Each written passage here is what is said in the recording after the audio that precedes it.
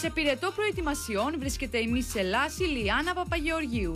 Το 23χρονο μοντέλο που θα μας εκπροσωπήσει στο διαγωνισμό για την ανάδειξη της ομορφότερης γυναίκας του κόσμου φαίνεται πως στάθηκε λίγο άτυχο, αφού κανείς δεν θα είναι δίπλα της σε όλη αυτή την προσπάθεια.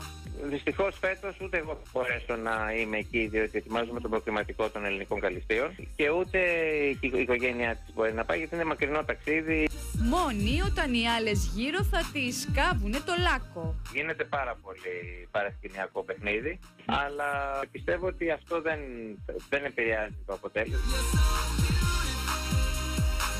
Η ίδια στο διαφημιστικό σποτ, στο οποίο συμμετέχουν όλες οι διαγωνιζόμενες, εξέφρασε τους λόγους για τους οποίους θέλησε να πάρει μέρος σε αυτό το διαγωνισμό ομορφιάς. Because I really need and want to live this experience, to see, to live and to learn.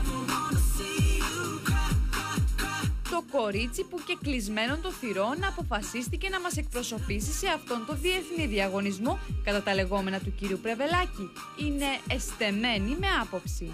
Είναι μια κοπέλα, ένα κορίτσι της ηλικίας της, αλλά πάρα πολύ συνειδητοποιημένο, δηλαδή είναι πάρα πολύ συνεπής. Έχει το θάρρος της γνώμης της, δεν είναι ένα άτομο το οποίο μπορεί να το κάνει ό,τι θέλει.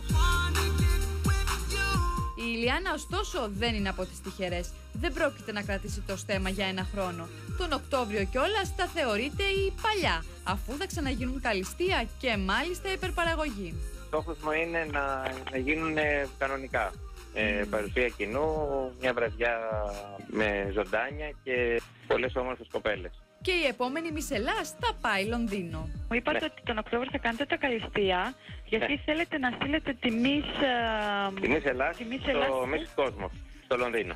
Αναρωτιέμαι, το Δεκέμβρη να περιμένουμε κι άλλο διαγωνισμό ομορφιάς? Η δούκισσα νομικού